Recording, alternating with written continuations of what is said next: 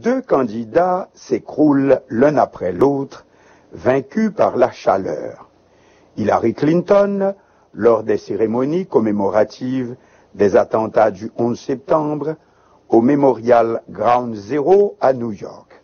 Jean-Bertrand Aristide, le vendredi 16 septembre, au Cap-Haïtien, lors d'un meeting en faveur de la candidate du parti Famille Lavalas, Maryse Narcisse, au présidentiel du 9 octobre prochain. Deux candidats, ou presque, puisque Aristide n'est pas candidat, mais fait plus pour la candidate de son parti que celle-ci apparemment pour elle-même. La preuve, c'est lui qui s'écroule, vaincu par la fatigue. Comme Hillary Clinton, l'ex-président a attrapé ce qu'on appelle un coup de chaud. Voilà donc que s'invite dans la campagne, ici comme ailleurs, un personnage totalement inattendu, le réchauffement climatique. Donald Trump l'a vite compris, qui note dans son bulletin de santé que si tout va bien, taux de cholestérol, PSA ou instrument de contrôle de la prostate, sucre, etc. Par contre, il lui reste à perdre un peu de poids. Si le médecin personnel de Mme Clinton s'est empressé de communiquer un bulletin de santé tout de suite après l'accident, mais les candidats préféreraient dire probablement plutôt incident du dimanche 11 septembre pour dire que l'ex-secrétaire d'État reste OK pour le job, celui de chef de la Maison-Blanche. Par contre, rien de ce genre du côté de l'ex-président Aristide.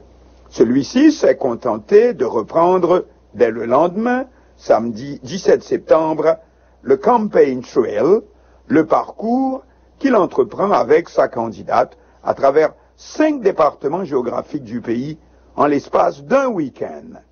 Les conseillers de l'ex-président expliquent qu'il souffre d'hypoglycémie, baisse du taux de sucre dans le sang, et que la chaleur est telle, ainsi que la foule qui vient à sa rencontre à chaque étape, qu'il a consommé plus d'énergie que d'habitude.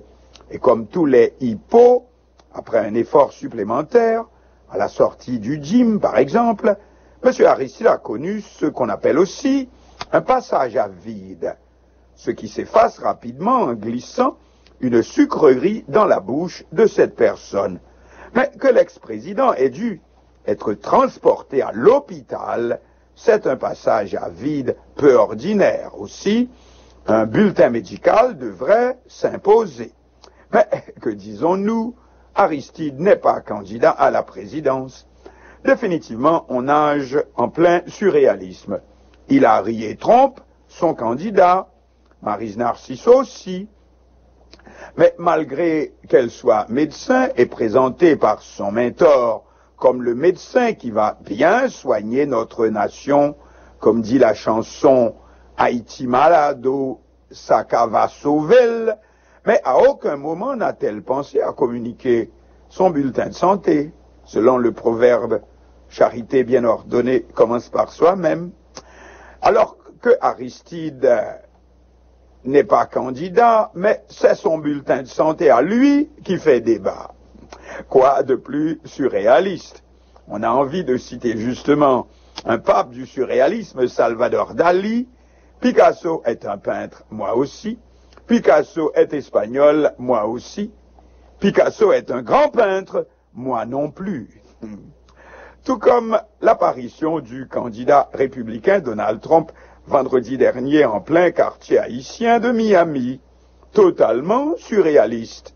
Le candidat qui a le plus dénigré les immigrants de toute l'histoire des États-Unis et qui débarque sans faire part au Little Haiti Cultural Center pour quémander le vote haïtien-américain. Mais dans cette lutte féroce pour conquérir la Maison-Blanche, le 8 novembre prochain, et où, selon les derniers sondages, les deux candidats sont au coude à coude, chaque vote compte et aucune erreur n'est permise, aucune trace d'amour-propre non plus. C'est ainsi que le même jour qu'il visitait nos compatriotes de Miami, Trump admettait qu'il s'était lourdement trompé jusqu'ici en répétant, cependant depuis 5 ans, que le président Obama n'est pas un Américain.